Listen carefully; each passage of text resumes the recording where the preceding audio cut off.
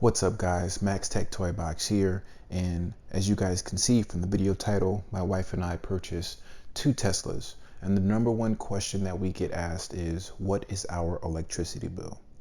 So we're going to get into that right now.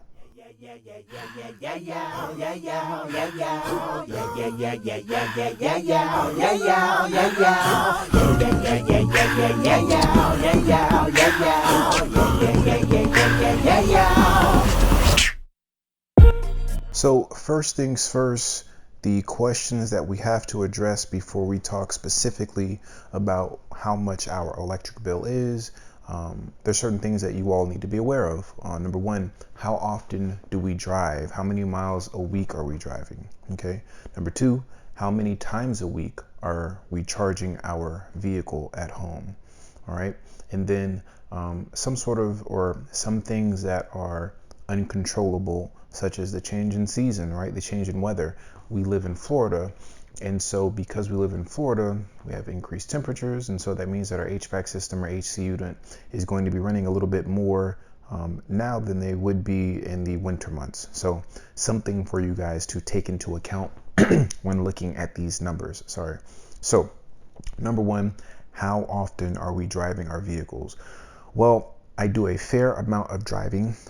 Ever since I purchased my Tesla Model Y, I basically average about 500 miles a week. Okay, so I am constantly on the road, doing a lot of driving around to nearby areas. Of course, just regular commute around the area, but then I also drive fairly far away, longer distances, maybe about 40 to 50 mile commutes at least once a week, if not twice a week. Okay, so that obviously means that there's going to be a lot of mileage on my vehicle. And the same thing for my wife. She averages about 500 miles as well. I think when I actually did the math, I had about 544 miles, about 550 miles a week, and she's averaging about 504 miles, or just about 500 miles. So I'm beating her by about 50 miles. Now, on top of that, right, once we account how many miles a week we're driving, how often are we charging our vehicles? Well, in the Tesla app, it shows that on average, I'm charging my vehicle about 5 to 6 times a week. Now, I want you guys to realize that every time I'm charging my vehicle, I'm not charging it from 0 to 100, right? There's a lot of data, even officially from Tesla. Basically, they're saying is always charge, right? So if you come home and you plug your vehicle up at night time, go ahead and charge it up to usually about 70 to 90% is that range. You really never want to charge it to 100%. And so when you take that into account, if you're plugging in your vehicle every single night, well, then of course that means that you're going to be charging more. Now, I'm going to say the theory or the thought process behind that is, as long as you're charging up your vehicle, or if you are hitting that 90% threshold, that means that you never really have to worry about running out of range or running out of battery no matter what.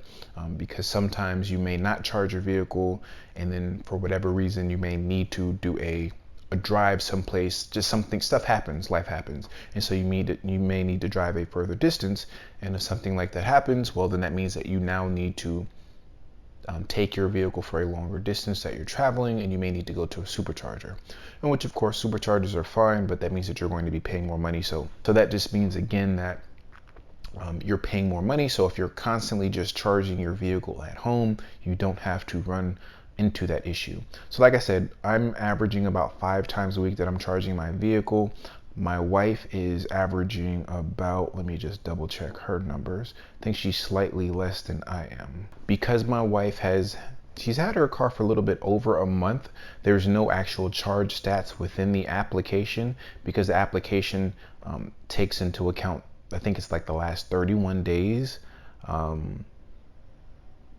But she's had it for over 31 days, so I'm not sure. But she's had it for probably about 40 to 45 days. So I can't really look into like aggregated data to actually show you guys the numbers, but I would say that she charges her car a little bit less than me because she doesn't do as much driving.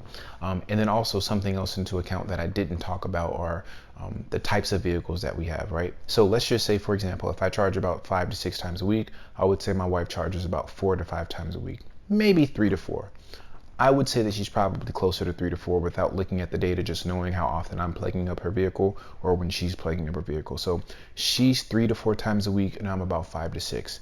Now I have the Tesla Model Y Performance, which means that I have less range, and she has the Tesla Model 3 long range. So she's getting more mileage out of her vehicle. So that means she does have to charge less. So the third thing that you guys need to take into account that I didn't talk about when discussing how often or how frequently we're charging our vehicle and how that affects your monthly bill for electricity. Now that we have taken into account how many miles a week we're driving, we've taken into account how many times a week we're charging, and we've also taken into account the mileage or the range on the vehicles that we are driving, well, how much is our electricity bill? Now again, these numbers, I did mention this as a little caveat or asterisk, because we are in the summer months. I need you guys to take into account that the AC is running a little bit more frequently to keep the temperature cooler.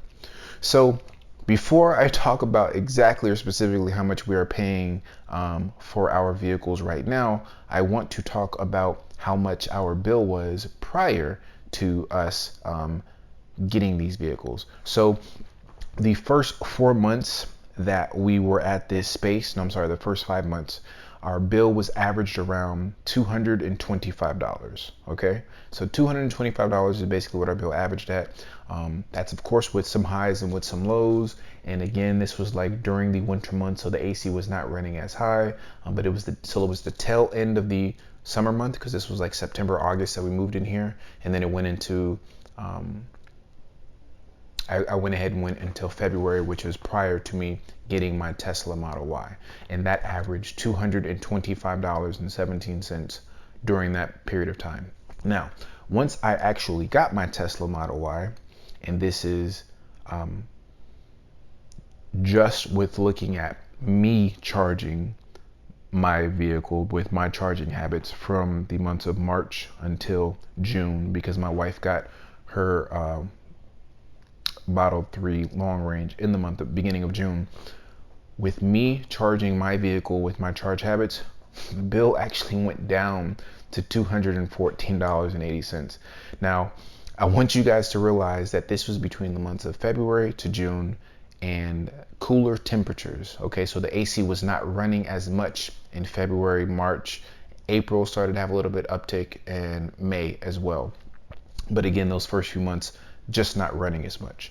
So $214 down from the $225 that it was prior, which is interesting. And then moving on to this last month where we had both vehicles charging at our charge habits, my bill was $267.32. Okay, so that's quite an increase from the $214 with just me, right? But only slightly more expensive than that average of $225 from before I got any electric vehicle. Now, I will provide you guys with an update in a couple of months to see how much this fluctuates. But if you really are doing the math, right, especially, of course, you look at the Tesla app and they tell you, oh, you saved $335 in gas, right, gas savings. You don't know how accurate that is. Well, on average, when I had my Mustang, I was filling up my vehicle, let's just say once a week. Okay, and this is not even including the new prices of gas, but let's just say once a week, $40 a week. You do that times 4, that's $160 for the month, right?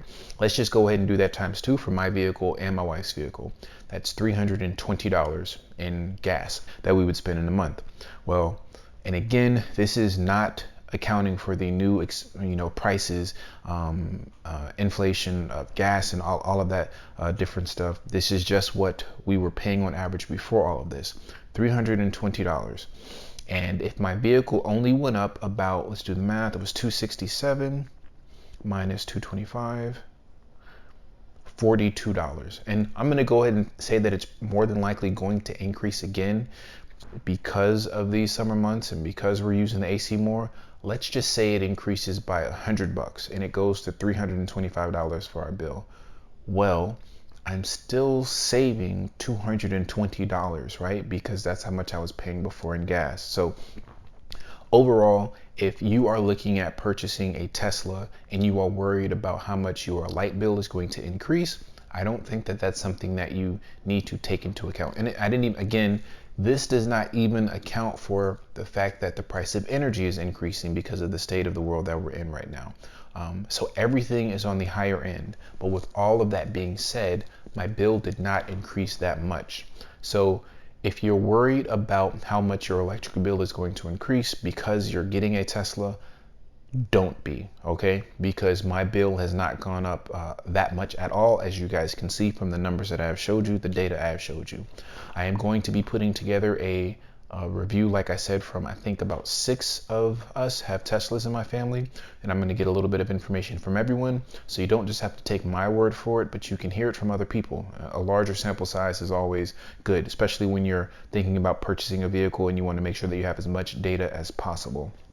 So I hope you guys enjoyed the video. Like, comment, subscribe. Let me know if you guys have any other questions, something that I didn't touch on that you guys also think is important to consider when purchasing a Tesla. And I will talk to you all in the next one. Peace.